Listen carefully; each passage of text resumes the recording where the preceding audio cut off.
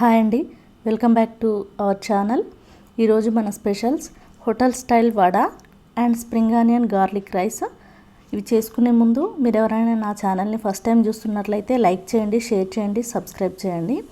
First మనం వడా ఎలా చేయాలో చూద్దాం. దీనికోసం నేను ఒక 2 గ్లాసుల మినపప్పు తీసుకుంటున్నా. 2 గ్లాసుల మినపప్పు వేసి వీటిని ఒక 2 సార్లు కడగాలి. ఆ తర్వాత దీనిలో వాటర్ పోసి ఒక 5-6 గంటల పాటు లేదా నైట్ అంతా వీటిని నానబెట్టాలి. వాటర్ పోసేటప్పుడు గిన్నె నుంచి ఒక 2 ఇంచెస్ లోపలికి ఉండేలాగా పోసుకోవాలి. ఎందుకంటే మినపప్పు ఉబ్బి మళ్ళీ వాటర్ బయటకు వచ్చేస్తుంది కదా, అందుకని ఒక 2 ఇంచెస్ లోపలికి ఉండేటట్లు ఆ గిన్నె సైజు అది చూసుకొని వేసుకోవాలి. తర్వాత ఈ పప్పుని ఒక 7-8 గంటలు నైట్ అంతా నానిన తర్వాత ఈ మినపప్పులో కొద్దిగా ఉప్పు వేసుకొని మనం మిక్సీ చేసుకోవాలి. దీనిలో మనం వాటర్ ఏమి యాడ్ చేయొద్దు, ఎందుకంటే ఎక్కువసేపు నానింది కాబట్టి పప్పు అలానే సాల్ట్ వేసి మిక్సీ వేసుకుంటే సరిపోతుంది. వాటర్ ఏమి అవసరం ఉండదు. ఒకవేళ అవసరమైతే 1-2 స్పూన్స్ వేసుకోండి, అంతేగాని వాటర్ వేసి మిక్స్ చేస్తే అంత బాగా రాదు. ఇప్పుడు పప్పు మొత్తం మిక్సీ వేసుకున్న తర్వాత దీనిలో కొద్దిగా సన్నగా తరిగిన పచ్చిమిర్చి, ఒక ఆనియన్ కూడా సన్నగా తరిగి వేసుకోవాలి. అలానే కొంచెం కొత్తిమీర కూడా వేసుకోవాలి. దీంట్లో ఒక 1/2 టీ స్పూన్ వరకు వంట సోడా కూడా వేయాలి. వేసి వీటన్నింటినీ బాగా మిక్స్ అయ్యేలాగా కలుపుకోవాలి. సాల్ట్ ఆల్రెడీ వేసాం కాబట్టి ఇవి వేసి కలుపుకుంటే సరిపోతుంది.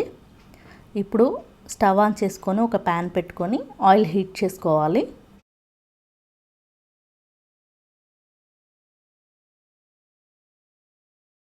ఆయిల్ హీట్ అయిన తర్వాత మనం వడ వేసుకోవాలి.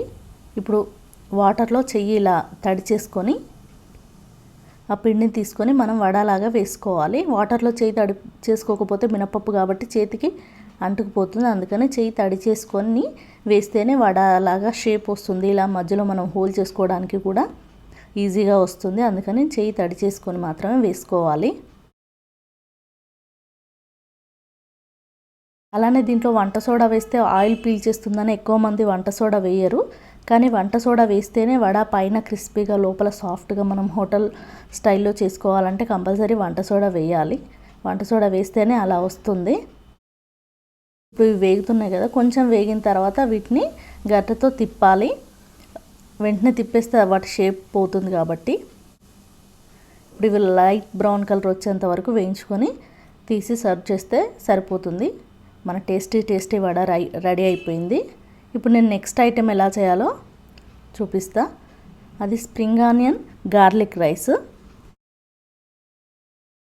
దానికోసం మనం ఒక ప్యాన్ పెట్టుకొని ఒక 2 టేబుల్ స్పూన్స్ ఆయిల్ హీట్ చేసుకోవాలి. తర్వాత దీనిలో కొద్దిగా జీలకర్ర వేసి వేయించుకోవాలి. దీనిలోనే క్యారెట్ కూడా వేసి వేయించుకోవాలి.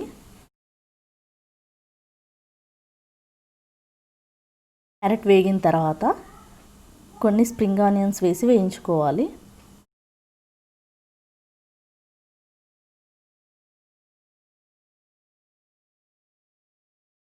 స్ప్రింగ్ ఆనియన్స్ వేగిన తర్వాత ఇవి కొంచెం లైట్గా వేగితే సరిపోతుంది, పూర్తిగా వేగక్కర్లేదు. కొంచెం వేగిన తర్వాత దీనిలో తగినంత సాల్ట్, 1 స్పూన్ కారం వేసి వేయించుకోవాలి.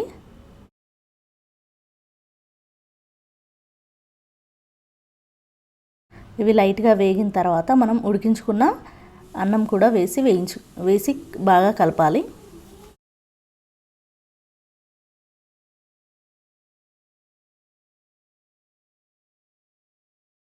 ఇది కలిపిన తర్వాత కొన్ని వెల్లుల్లి రెబ్బల్ని సన్నగా కట్ చేసుకొని ఒక ప్యాన్ పెట్టుకొని కొద్దిగా ఆయిల్ వేసుకొని దీన్ని దోరగా వేయించుకోవాలి. లైట్ బ్రౌన్ కలర్ వచ్చేంత వరకు గార్లిక్ని వేయించుకోవాలి. ఎక్కువగా వేగితే చేదు వస్తుంది. ఇప్పుడు ఈ రైస్లో ఒక 1/2 టీ స్పూన్ పెప్పర్ పౌడర్, అలానే మనం వేయించుకున్న గార్లిక్ ఉన్నాయి కదా అవి కూడా వేసి కలుపుకోవాలి.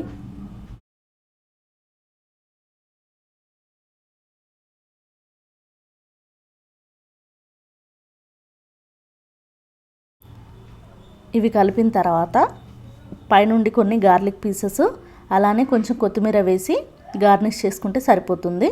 ఇప్పుడు మన tasty spring onion garlic rice కూడా రెడీ అయిపోయింది. మీరు కూడా ట్రై చేసి ఎలా వచ్చిందో చెప్పండి. మా వంట మీకు నచ్చితే లైక్ చేయండి, షేర్ చేయండి, సబ్స్క్రైబ్ చేయండి. Thank you for watching.